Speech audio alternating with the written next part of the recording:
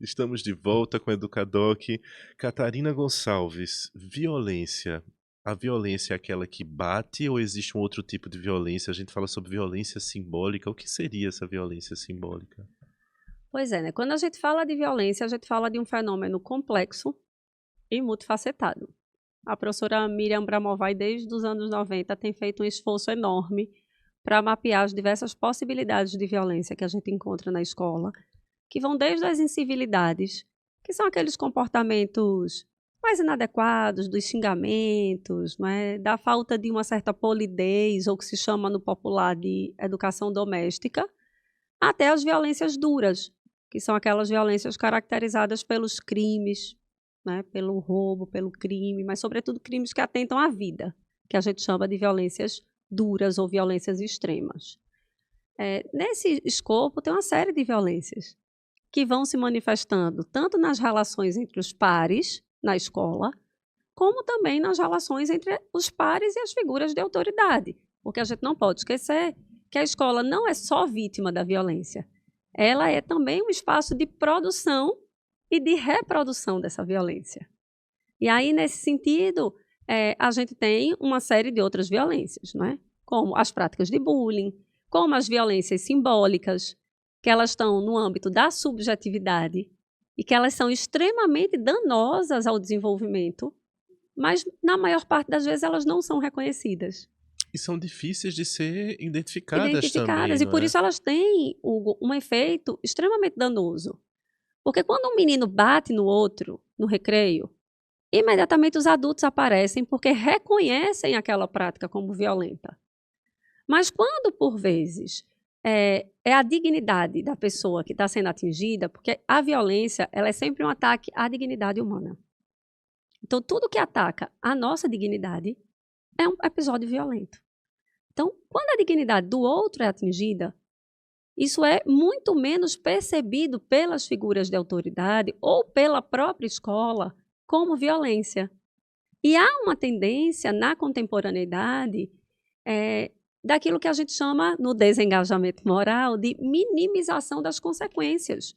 Então, quando você fala sobre bullying, por exemplo, o bullying é uma forma de violência que se manifesta muitas vezes pela perspectiva simbólica. Eu estou dizendo muitas vezes porque há episódios de bullying em que sistematicamente alguém apanha.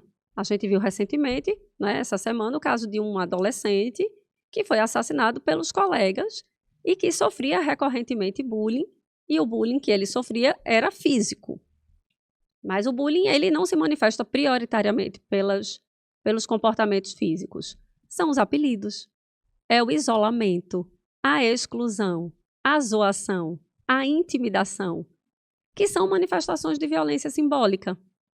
E aí, por vezes, ela nem é reconhecida por esse adulto como violência, porque são comportamentos ainda tratados como triviais na convivência entre adolescentes. Então, não tem sido poucas vezes que eu tenho escutado professores ou pessoas da sociedade civil dizerem: mas na minha época todo mundo viveu bullying, todo mundo sofria bullying e ninguém morreu. Pelo contrário, a gente aprendeu a se defender. Esse é um equívoco enorme. Primeiro porque eu falo da minha experiência pessoal como se ela fosse generalizada. Essa é a grande diferença que eu penso, Hugo, do conhecimento científico do conhecimento do senso comum. No senso comum eu falo da minha existência, mas a minha existência é uma existência. A pesquisa científica ela traz dados que são universalizáveis e que, portanto, podem ser estendidos às outras pessoas. E o que as pesquisas mostram para a gente é que hoje as práticas de bullying são as formas mais nocivas de violência escolar, porque elas atingem aquilo que é precioso, sobretudo na adolescência, que é quem eu sou perante os outros. Valon, um dos maiores teóricos do desenvolvimento, né, que nós já tivemos, ele diz que o outro é o meu parceiro psicológico. E o bullying, ele fere exatamente essa minha existência com valor. Eu existo para o outro, mas eu existo como nerd, como otário, ou como qualquer outra coisa que tira de mim o valor perante os meus pares, que é com quem eu estou me constituindo sujeito. E, portanto, tira a minha dignidade. E isso é para a vida, né, porque não é só no ambiente escolar, esse adolescente, essa criança sai da escola com essa visão, isso vai para casa, isso vai para a vizinhança, para a comunidade, vai para todo lugar, né. Sobretudo na contemporaneidade, em que as práticas de bullying, elas são bem atravessadas também das práticas de cyberbullying. Exato, eu ia te perguntar sobre as redes sociais, Então, em facilitam e outrora, quando dificultam o você ia para processo? casa, era como se você tivesse livre daquilo, porque ficava na escola. Com o cyberbullying, não. Hoje não Acompanha. tem mais intervalo. O Pierre Levy diz assim: não tem vida real e vida virtual. Tudo é vida real. O que existe é ambiente virtual e ambiente físico, presencial. Mas a relação que o menino tem também nos ambientes virtuais ajudam a constituir a identidade desse menino ou dessa menina. Então, com a contemporaneidade, as práticas de bullying são recorrentemente praticadas também nesses ambientes virtuais através das práticas de cyberbullying. E aí, diferentemente do bullying presencial, que para que algo seja bullying precisa ser recorrente, né, o bullying é uma violência sistemática. Não é um xingamento. Um xingamento é um desrespeito, é uma violência. O bullying é sempre uma violência, mas nem toda violência é bullying. O bullying tem a primeira característica que é ser sistemático, ele tem que se repetir com uma certa frequência. E é essa repetição que vai ali atuando na sua autoestima, na sua crença de autoeficácia, por exemplo, que você pode sair daquela situação, na representação que você tem de você. Mas o bullying não afeta só quem sofre. O que as pesquisas mostram para a gente é que o bullying afeta toda a comunidade escolar. Porque há pesquisas internacionais, sobretudo as primeiras coordenadas pelo Dan Knowles lá na Noruega, que mostram uma relação muito estreita entre autores de bullying e delinquência juvenil. Então, ele vai mostrar que os autores de bullying estão mais suscetíveis a terem passagens pela polícia antes dos 30 anos de vida. Já os alvos de bullying estão mais suscetíveis a doenças mentais, a isolamento social, a se enredarem em outras relações também abusivas. Mas a gente diz, são os autores e são os alvos, não. Porque o bullying, ele é uma violência velada perante os olhos da autoridade, mas ele é uma violência pública perante os pares. Quem pratica bullying quer se empoderar perante os colegas. E há toda uma plateia na escola assistindo aquele horror. Então, de certa forma, esse empoderamento ele é conseguido. Obviamente. Ele é conseguido pelo uso da força, porque embora o bullying seja uma violência paritária, não existe bullying de professor para aluno nem de aluno para professor. O bullying é uma violência entre pares. Se tem figura de autoridade, é assédio, não é bullying. Do ponto de vista psicológico, isso faz toda a diferença. Mas há um desequilíbrio de poder, porque o poder não está só na nossa função institucional. Não é? Então, quem tem mais força, quem é mais popular, uma série de elementos que atribuem na nossa sociedade poder. E os espectadores, eles, em alguma medida, ou se rendem à situação porque têm medo, ou se rendem à situação porque reafirmam o poder desse autor. E aí, o que os estudos têm mostrado para a gente, Hugo, sobretudo as pesquisas espanholas do professor José Maria Martinez Avilés, é que o foco das intervenções em torno do bullying, elas não vêm da figura de autoridade, ela vem dos próprios pares. Então, há uma tendência da gente fortalecer o trabalho com o que a gente tem chamado no Brasil, e a professora Luciane Tonheta da Unesp é uma pioneira nesse trabalho, das equipes de ajuda. Então, hoje a gente tem até um site que é Somos Contra o Bullying, onde a gente vai divulgar essas informações dos trabalhos das equipes de ajuda, porque a gente não vai enfrentar o bullying sem remodelar a cultura da escola, sem repensar a cultura da escola para uma cultura mais cooperativa, mais generosa, em que eu me ocupe também desse outro. E aí o grande trabalho em torno do enfrentamento do bullying, a gente diz que é com aqueles que funcionam como oxigênio do horror, que são os espectadores. Porque se esse autor ele quer se empoderar perante uma plateia, essa plateia precisa ser instigada a não referendar o horror como trivial, nem justificar o horror. E aí os desengajamentos precisam ser enfrentados.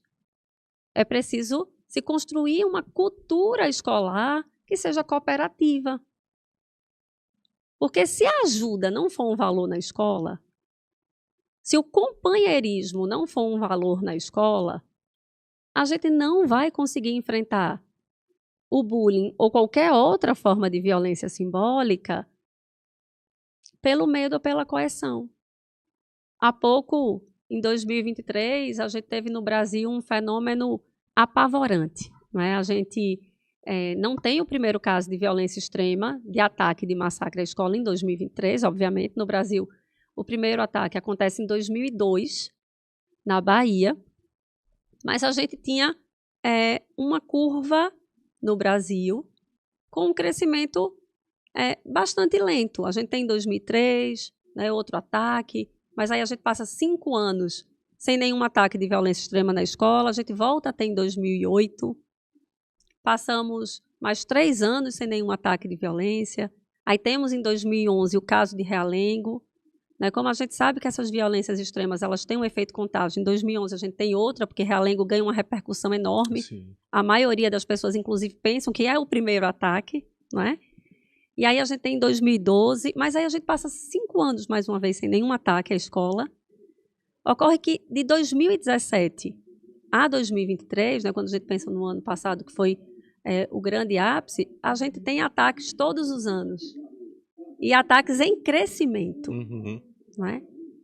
E isso não ocorre aleatoriamente. A gente só não teve em 2020 porque as escolas estavam fechadas pela pandemia. Sim, pela pandemia, então, a exato. gente não conta 2020 como um ano de interrupção.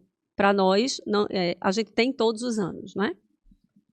E desde 2017, a gente vive no Brasil um crescimento dos discursos extremistas, da ampliação de células neonazistas. A gente não tem como desvirtuar a violência, desvincular a violência da escola dessas outras violências todas que estão na sociedade, nem também das outras violências que acometem a escola. Porque a partir de 2017 a gente tem um fenômeno também de ataques à escola, ataque ao professor, ataque ao currículo da escola. Exato. Ataque a tudo que caracteriza o republicanismo na escola. Veja que a gente vive uma exaltação do controle pelo fim da ideologia de gênero. Que ideologia de gênero? Não existe ideologia de gênero na escola. Mas a escola precisa ser republicana, porque a escola é para todos. Então, todas as representações étnicas de gênero, né, de existência estão dentro da escola e precisam ser reconhecidas como legítimas. O que há na escola é uma cultura que precisa existir na escola, nem há, não é? É uma cultura inclusiva. Mas esse pseudo-crescimento da violência escolar que as pessoas enxergam, porque a violência contra a escola, ela não está desvinculada das outras violências que a escola também sofre, que as pessoas nem reconhecem como violência. Porque eu sou professora universitária, Hugo, há alguns anos da minha vida. E eu nunca vivi tanta violência como nos últimos anos. De sair reportagens sobre o ensino superior e como é que as pessoas se referem a nós. Vagabundos, que a gente vai para a universidade para usar drogas, pessoas que não sabem o que é a cultura universitária, que não estão lá dentro. Então, o ataque à educação, a partir de 2017, se fortaleceu nesse discurso conservador. E a gente precisa perguntar por que a escola tem sido objeto desse discurso conservador. E a resposta não é complexa. É porque a escola é o único lugar possível onde uma sociedade inclusiva que afronta esses valores pode ser construído. Se não é na escola que o menino vai aprender que nem toda mulher apanha, onde é que ele vai aprender? Se não é na escola que esse menino vai aprender que nem toda pessoa teme o Deus que ele teme, onde é que ele vai aprender? Eu não sei. A escola é fundamental na construção de um projeto de sociedade que seja inclusiva. E atacar a escola é atacar esse projeto de sociedade. Por isso que quando a gente estuda os massacres, Hugo, os ataques que a escola sofreu, e que até 2022 nós tínhamos 19, Mas apenas no ano de 2023 nós tivemos 16 ataques. Não dá para a gente ignorar. Não dá para a gente ignorar que esses ataques estão sendo orquestrados em comunidades da Deep Web extremamente conservadoras, que se sustentam num discurso fascista, neonazista, de extermínio de um determinado grupo. No Brasil, os 35 casos de ataque que a gente tem, nas minhas pesquisas são 35, no relatório que recentemente saiu do Ministério da Educação são 36, porque pesquisar massacre não é simples, a gente não tem dado, a gente vai, né, fazendo como uma grande colcha de retalhos, costurando o que a gente encontra, mas a minha delimitação exclui um desses 36, porque a gente considera ataque à escola apenas quando tem relação com a escola. Então, se é uma pessoa em surto que ateou fogo a uma escola, como nós tivemos na creche, a gente não entende como um episódio de violência contra a escola. É um episódio de violência porque atacou a creche, mas podia ter atacado o cinema, qualquer outro espaço. Os outros 35 não. Eles têm relação com a natureza da escola. A escola foi escolhida intencionalmente. Desses 16 ataques, 14 foram praticados por alunos ou ex-alunos da instituição. Por que eles não escolheram a rua, um bar onde tem até mais gente? Eles escolheram a escola. Que representação de escola a gente tem? Até 2023, a gente tinha um fenômeno, nos outros 19, de, além do ataque à escola, uma tentativa de suicídio ou a concretização do suicídio. Em 2023, esses episódios mudam de figura. A gente não tem mais entre o perpetrador de massacre a ideação suicida. O que a gente tem é uma espetacularização da violência. Inclusive, hoje a gente recomenda fortemente que não se divulgue esses casos com detalhes, que não cometamos mais o erro que cometemos em Columbine, em que a gente sabe o nome do menino, o rosto do menino. Porque os perpetradores de massacre, eles acreditam numa glorificação de uma honra, que eles acreditam que a escola lhes destituiu. Mas nos 35 casos, todos são meninos. Todos são meninos brancos e em 34 deles heteronormativos. Mas quando a gente vai para as vítimas, são meninas ou professoras, a maioria. Então, há fortemente, Hugo, uma relação de misoginia nos casos de massacres à escola. A gente não pode desvincular as diversas violências como se os episódios de massacre à escola fossem pontuais. É por isso que, se a gente quer enfrentar um fenômeno complexo como esse, a polícia na porta da escola não vai resolver. Porque ela não vai atuar naquilo que está na gênese. O que é que mobiliza o massacre? O que é que leva o menino a voltar à escola e atentar contra professoras e professores? Mas, sobretudo, professoras, intencionalmente. Porque os casos de massacre, eles são planejados. E as vítimas, elas são escolhidas antecipadamente, não nominalmente, mas do ponto de vista do gênero. E aí, qual é a estratégia que se tem tido do Brasil? A mesma estratégia que os Estados Unidos têm tido e que também não resolve o seu problema. Porque enquanto a gente teve 16, os Estados Unidos teve mais de 200. Que é de detector de metal e que é de polícia. Nos ataques à escola, eu visitei muitas escolas ano passado. E em uma delas eu cheguei, ela tinha um carro de polícia na frente, policiais dentro da escola, e quando conversei com os jovens, eu disse, e como é que vocês estão se sentindo? E eles disseram, inseguros. E aí eu disse, mas a polícia não está aqui? Aí ele falou para mim assim, professora, a polícia protege a senhora. Mas a polícia não me protege, pelo contrário, eu tenho medo da polícia. O fato da polícia estar aqui me deixa mais inseguro aqui. Porque a polícia me reconhece como problema. Ela não está aqui para me proteger, ela está aqui para me fiscalizar. E aí aquilo que era tido como uma ação de segurança era uma ação também violenta para aquele jovem. Então a gente precisa pensar o que é que de fato está em jogo quando a gente está falando da violência escolar. Para criar políticas educacionais que consigam atuar naquilo que está na gênese. E a misoginia, a adesão ao discurso de ódio, o extremismo, as diversas formas de preconceito, como o racismo, o machismo, eles estão na base dos ataques à escola. Ou a gente enfrenta essas violências, ou a gente vai ficar tentando, de forma ineficaz, controlar o incontrolável. Catarina, quando você fala assim dos massacres, a gente está pontuando casos extremos, né? Mas é importantíssima, é cirúrgica essa sua fala. Mas eu devo reconhecer, enquanto professor, que essa característica da violência, ela também se perpetua nos espaços escolares diariamente. As mulheres acabam sofrendo muito mais essa violência, mulheres professoras, por exemplo, do que homens professores. Em brigas de sala de aula, a figura até masculina, ela minimiza esse dano da briga. Isso acontece. Eu tenho 1,83 m. Então, numa briga em sala de aula, eu me levanto da cadeira, automaticamente, né, os estudantes eles já param e olham para mim. Porque isso causa um impacto, a figura masculina. Então, as mulheres acabam sofrendo mais violência também nos espaços escolares. Mas a sociedade está assim e a escola está reproduzindo essa violência.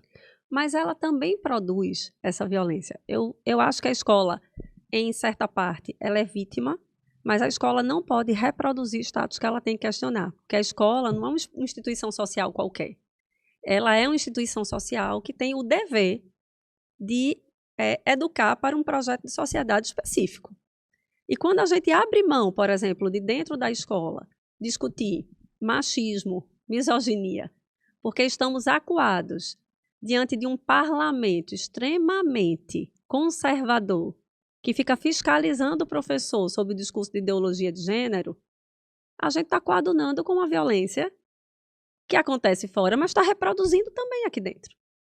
Então, no livro Quando a Escola é Democrática, a professora Luciane Tonheta traz um exemplo muito interessante, Hugo, de uma menina que foi chamada de piranha pelo professor. Por um estudante. E ela chega para o professor e diz assim: professor, eu fui chamada de piranha. E o professor olha para ela e diz: você é peixe? Ela diz: não. Ele: então não liga.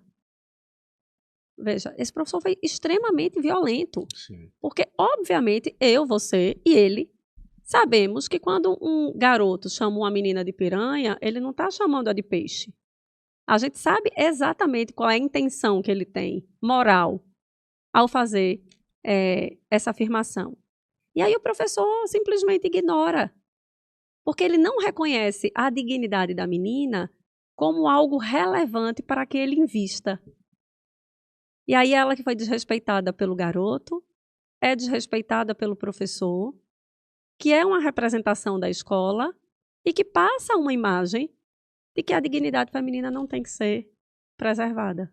Tanto para esse menino que pratica violência, tanto para essa menina que sofre a E violência para e os passa demais. a naturalizar. Ela naturaliza que mulheres sofrendo violência é normal. Quando uma escola, por exemplo, proíbe as meninas de irem de short, sob o argumento de que os meninos olham, ela deixa de desconstruir a noção de objetificação do corpo feminino. Sim. Se os meninos estão desrespeitando as meninas porque elas estão de short, o foco do trabalho não é nas meninas que usam short, porque elas têm o direito de usar short. O foco do trabalho é nos meninos que tratam as meninas como objeto. Mas dá trabalho. E dá trabalho, um trabalho que não se resolve amanhã. Um trabalho que precisa de um investimento. Por isso que eu penso que nenhuma forma de violência escolar, Hugo, vai ser resolvida de maneira pontual. Ou a gente muda a cultura da escola, assumindo o compromisso com uma convivência ética, ou a gente vai continuar apagando incêndio o tempo inteiro? E construindo, você é professor e eu também, a gente sabe, nos professores o imaginário de que a escola não tem mais jeito. Nunca eu ouvi tanto na minha vida professores dizerem que têm pensado em desistir de ser professores. Mas para que eu possa representar de outro jeito, eu preciso ressignificar a função social dessa escola. Eu preciso ressignificar a minha representação sobre esses adolescentes, sobretudo. Eu preciso ressignificar a minha dimensão sobre o que é educar na escola, sobre o meu papel docente. E aí eu preciso estar convencido da esperança freiriana, né? Da esperança não de quem espera, mas de quem acredita. Porque a educação não muda o mundo, mas muda as pessoas e as pessoas mudam o mundo. Mas onde essas pessoas vão mudar? Se não na escola.